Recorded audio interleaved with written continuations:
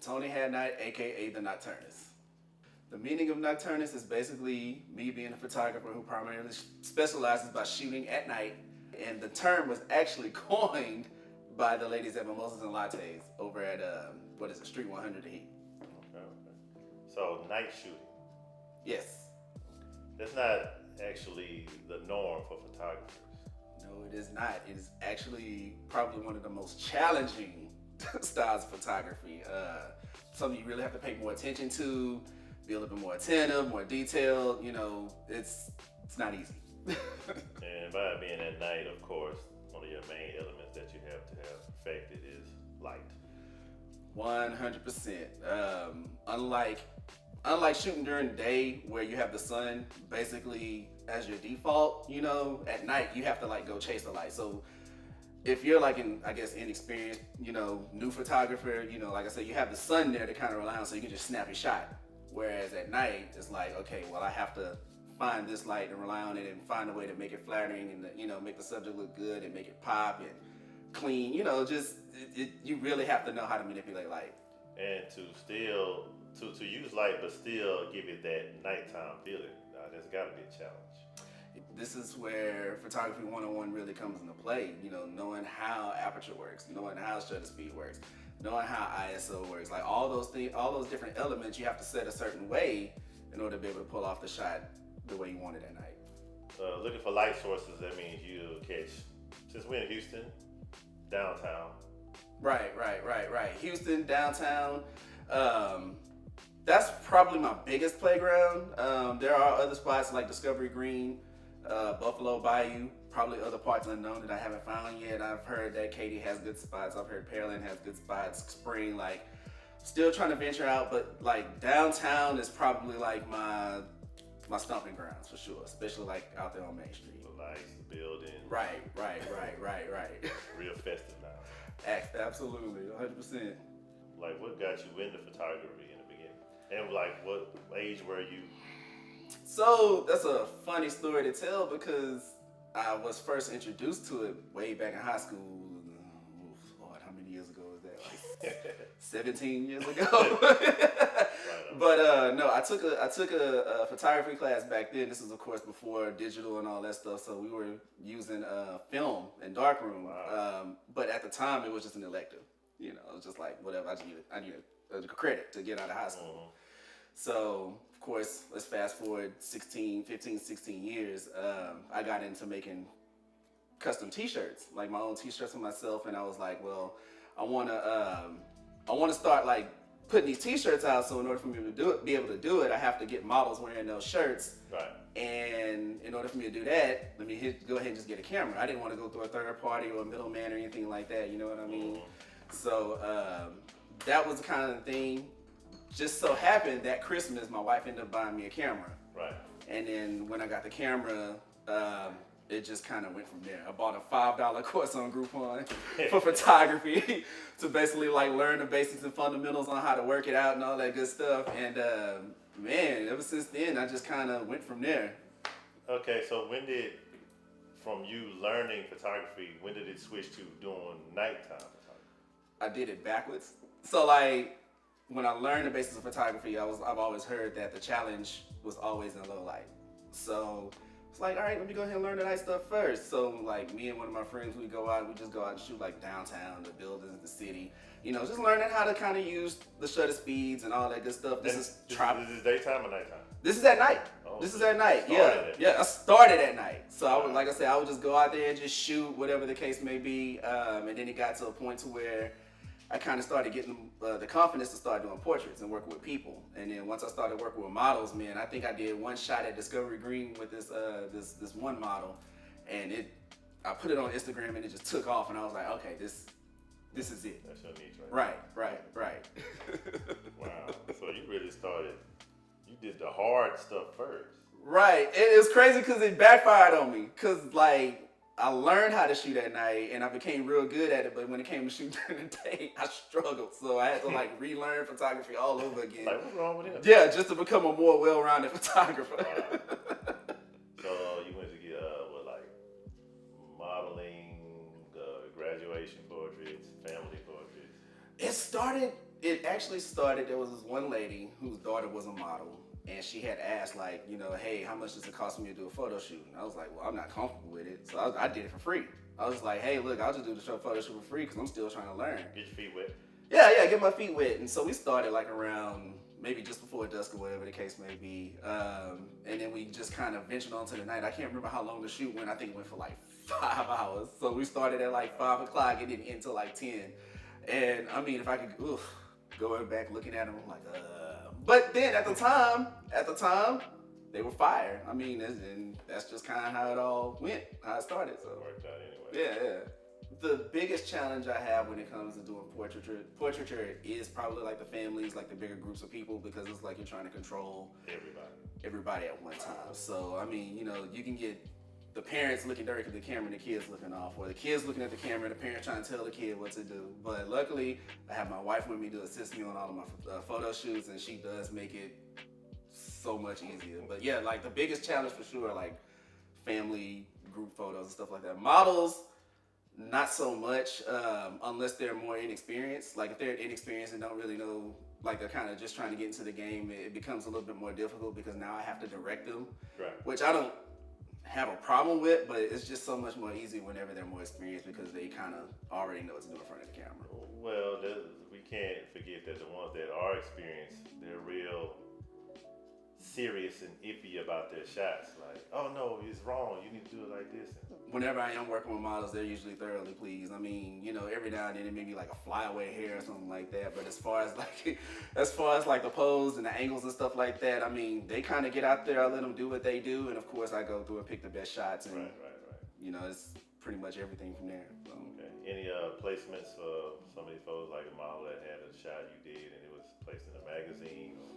Yeah, several times. The first time my work has actually been published in a magazine was with this model. She's actually one of my favorite models. Shout out to Kennedy Alexis. We were out at Discovery Green, and when the photos came out, a magazine out of there saw the shot, and they were like, hey, we want to feature these in the magazine. And so she was like, yeah, let me just see if the photographer's cool with it. And it was like, let's get it published. So. Well, now we do got to speak on some of your work, and you not getting the credit you deserve. Ooh, man. Yeah, man. You got to be real careful when it comes to those models. That's more of a collaborative thing, which is something that I used to do a lot when I was first starting out. Yeah, man, like whenever you're working with these models and stuff like that, a lot of people don't understand the idea of collaboration, whatever the case may be. It's not just about you, it's all the people who put their hands in the pot, right. Whatever the case may be. But well, not even just models, like anyone you took a shot of and they just tag you in it or it happens. I just kind of chalk it up to the game, but that's where I choose my battles wisely. Right. A lot of times, like I said, that's mainly in the collaborative world. Usually whenever I'm doing paid shoots, I don't worry too much about that because you got your money. I got my money. Right. So like whenever it comes to the models and the collaborative stuff, I kind of work with just a set amount of models, people who I trust and I know that are gonna give me the credit I deserve. So like, but yeah, a long time ago, yes, it's incredibly frustrating. So okay. I think what makes mine stand out from everybody else's is that my work is very much more contrasting and vibrant. Like a lot of times whenever you see a lot of night photographers doing portraits, they strictly highlight the subject, which is right. But they really don't like to put a lot of focus in the background, and I do. I like to make sure that the lights and everything in the background are just popping because that really catches the viewer's eye, And I mean, and of course, knowing how to take that subject and separate them from the background, it still allows them to be able to stand out. So I think it's just like the vibrancy, maybe a little bit more contrast. Like I have a unique editing style, which makes mine kind of stand out a little bit different. So. And I believe in some of your portraits, I've seen where you've actually added lights behind your subject to kind of give it that. Yeah, to give it a good backlighting effect. That actually helps them stand out from the background, so they don't kind of mesh in and it looks all flat and unflattering, Even with the bokeh, for those who don't understand the blurred backgrounds, they don't get lost in that. So that's where that backlighting kind of comes in and separates them from what's going on behind them. And I would assume you need a lens with high speed. You need a good lens. You need a fast aperture lens. You want to go. at least 2.8, but of course recommended probably like 1.8, 1.4, somewhere in that area. 1.8, you know, I mean, it's cheaper, it's more affordable. 1.4, you technical terms for the upcoming photographers that may not know. Right. Speaking on. It's called aperture. Basically, the mechanism that allows so much light to come in. Wow. Shooting downtown, I know you probably had some little run-ins with maybe authority. Hey, you can't be over here. This is private property. Yeah. There was one time when this was before I started getting into portraits. I was on top of the parking garage at the the JW Marriott downtown. It's right there on Main Street, and me and a buddy of mine, we had gone on top of the garage, and the guy was like y'all can't be here. So, which was funny because like my best shot came from that night. So, I mean, I've had that, but as far as running around downtown itself, I don't really have a lot of run-ins with any authorities. It's more or less like I don't know how to call them. But the people, the downtown residents. The downtown residents, yeah, them I run into all the time. They curious. They want to know what you got going on. They want to know what's going on. I've had one slight horror story from over there. You got to spill some of that too. Okay, so I was actually doing a photo shoot for a magazine. It was a collaborative effort, and I had got a model, I had got a makeup artist, I got hairstylists, like all these different people involved, or whatever the case may be. So it was me, my wife, a videographer, and a model, because everybody else had done their job. They were done. So we hit up Main Street, and of course, fashion magazine, the girl's very scantily clad. So I had her up against the wall, posing or whatever, and this one guy comes, and he's like, standing there. I mean, he sees the gear, lights, whatever the case may be, which is natural. People are going to stop and look. Right. But he saw it, and he just stood there for like 30 seconds. I'm like, all right, that's cool. Then it just so happened there's like a little light lamp post. You know how the lamp post kind of has like a cement bottom or whatever the case may be. He decides to have a seat and sit there and watch. So the guy who was doing the video work that night kind of stood in front of the way, and he was just like, what are you doing? And the videographer was like, man, I'm protecting this girl's dignity.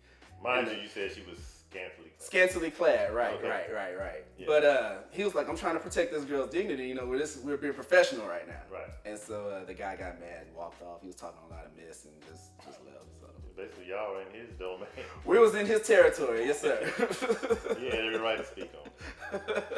Wow. It was a little nerve-wracking though. Just a little bit. Yeah. So have you been asked to shoot No, like a nude photo shoot or something like that? No, I haven't. I personally am not one of those photographers. I'm not into it. The closest thing that I have done to anything nude or boudoir is usually like maternity, when they're trying to show off a belly. But I haven't had anybody just come to me and ask for nudes or anything like that. Even if they would, I'd probably turn it down and refer them to somebody else. That's just, for one, out of respect. Out of respect for my marriage. Right. And then two, it's just too easy to do. Yeah, you got some standards. You got some. Right. Yeah. Right. Maternity shoots. Maternity shoots. They're fun. That segue. They're fun. I like doing maternity shoots when it's just a model by themselves. It's a little bit more difficult when you have to do it with a family or with a spouse, just because that's just that many more people to control. I think it would mainly be just the husband or whomever the child's father is. Yeah. I mean, for the most part, most of the maternity shoots I have done have been like that, where the husband or the caressing baby's daddy. I don't know. I hope y'all married out there. Yeah, whatever. Whoever the father of the child is there.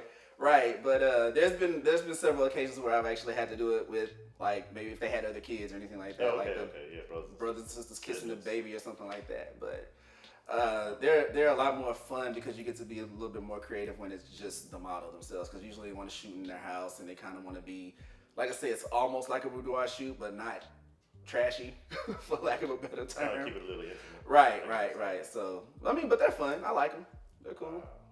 So do you see yourself maybe like teaching the class on it? At some point, actually, that is a goal here in 2020, is to do a night photography workshop, night portrait workshop, to kind of give people a little bit of insight on how I do it. Of course, I know everybody has their own method, but of course, I've been doing it for so long, and I feel pretty comfortable with it that I feel like I know enough that I can kind of just share it with everybody else. I'm not one of those who like to hold secrets or anything like that. Cause I mean, yeah, it's true. Cause like a lot of people hold their secrets and they're like thinking people can replicate what they do and they can't. Nobody's gonna be able to shoot like I shoot. And that's not putting myself above anybody. It's just that everybody has their own thing. So why not share it? You know? Hey. Landscape shooting. Yeah, actually that's where I started. So landscape shooting is actually really, really fun. It's calming because I'm not necessarily dealing with anybody. I can kind of shoot the way I want to shoot and really get the shot that I want. Like when you're dealing with portraits and models and stuff like that, you know, they're constantly moving and so on and so forth. So there's always room for error. When it comes to landscape photography, I mean, you know, once you learn what it is that you know, I mean, once you learn what it is to be a photographer, you can pull off some really dope stuff. So yeah, I mean, I enjoy it, man. You know, every now and then I'll go out and shoot the city and stuff like that. Go put it on iStock.com and make some residual money. A lot of people don't know that you can get paid for your photo. Right, 100%. There's no excuses why you can't make money off of photography. I tell you, that's something I share with people all the time. Okay. You also have your own photography company, Different Mind Yes, Designs. Different Mind Designs, and that's where we focus on. Mainly specializing on the night portraits and stuff like that, but we also offer real estate and, you know, every now and then we'll do like events and stuff like that. No weddings. No weddings. No weddings. A photographer not shooting weddings. No. That's a bad experience. No, not so much that it's a bad experience. It's just, it's a lot of work and it's a lot of pressure. Only because you don't have that one chance to get it right, you know? And so if you mess it up, if you mess up that shot, you basically just like messed up that person's moment, you know? And that's something that they have to deal with, you know? And you have to, it's just, it can be a nightmare. And on top of that, you have to be really stern to be, I personally think you have to be really stern to be a wedding photographer because not only, you know, are you dealing with the pressures, but you know, when it comes to like getting the family photos and stuff like that, you have to control like 30 people at a time. And where's the broomsman? Right. And not only that, like you have to kick people out the room. They don't want to get kicked out the room. And then of course, this day and age with cell phones, people want to take pictures during the wedding. So like while you're working on the edits and stuff like that, they're already done put the shot out the night of the wedding. Auntie, right. Me, C. Allen, and Meech got this joke about the iPad. There's always somebody with that big iPad. So, weddings, I mean, they could be lucrative, but I mean, you're gonna earn that money. You're gonna earn it. We're not gonna talk numbers, but I want to try to see what was your most lucrative gig. Something that I just learned recently is, you know, when it comes to dealing with people, clients, and stuff like that, you just have to learn not only make yourself qualified for them, but they also have to be qualified for you. And, you know, wise person once told me, it's not that you're too expensive, it's just they can't afford you. So, that needs to be on a t-shirt or something. That's a quote. That's something I can live with, man. I mean, because at the end of the day, you know, you do have to get paid your worth. There's no reason in reducing or diminishing, you know, your worth. You know, just because somebody says that, oh, that's too much. Like, nah, it is what it is. If you can't afford it, you just can't afford it. You know, at the end of the day, there's somebody else out there that can. You know, that's one thing. But then the other thing is that, you know, if you do stay at this level for so long and word starts getting around, then everybody's going to see you as that $50 photographer, $75 photographer, $150 photographer. Like, I don't want to be that guy. So I stand pretty firm on my prices, you know. Every now and then I might budge a little bit depending on who it is, but for the most part, I stand pretty solid on my fees. As you should. Oh yeah, yes sir, absolutely. Balancing photography with your personal life.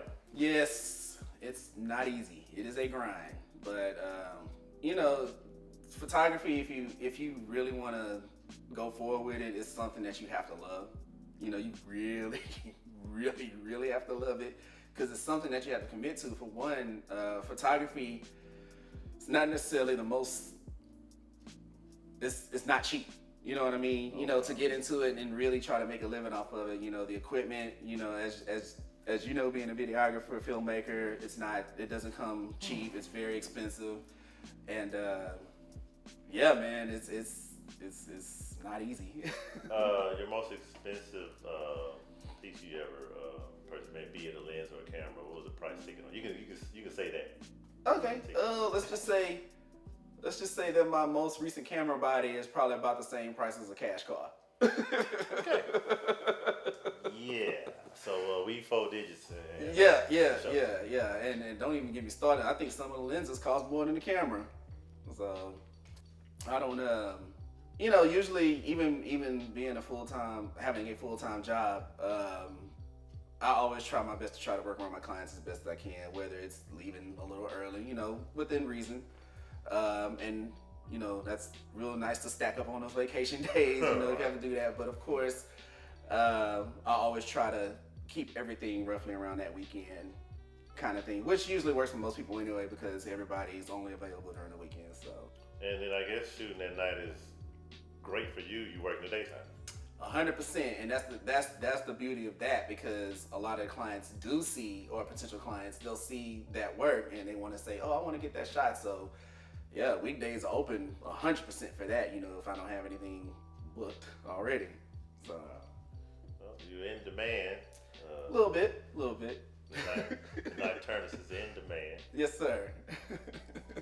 Main staff is to go full time. We're just trying to drive in as many clients as we can. Not so much as many clients as we can, but I want to get clients that I know that I can trust, clients that can trust me, people who can depend and rely on me, who are willing to understand the value that I offer. And you get so many of those, man. And with the prices that I have, all we gotta do is just fill up the calendar for the year, and we're good. Okay, we're gonna wrap it up. As far as anyone trying to get involved in night shooting, like what small little jewel can you offer? Man, to be honest with you, man, it's just practice.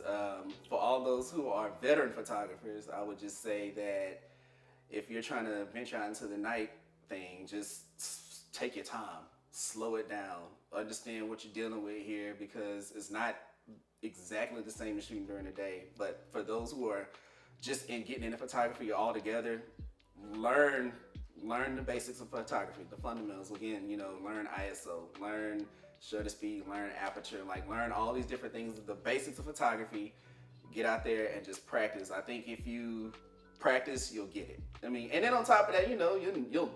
I'm not gonna say that you'll never be a master, but there's always room to learn. So don't close yourself off and think that you know it all. Just practice. Right. Allen Iverson. That's a key word. Practice? Yes, 100%. Okay, where can they find all your work? So they can differentminddesigns.com? Yeah. You can catch me on my website at differentminddesigns.com. I am on Instagram at differentminddesigns, Facebook at differentminddesigns, and Twitter at dminddesigns. Okay, and the Nocturnist, that's the Nocturnist on Instagram is a separate page. That's more of a persona thing. That's my more media side of myself. Gotcha. But yes, you can also follow me at the.nocturnist. So yeah. Nocturnist, y'all look him up. Yes, sir.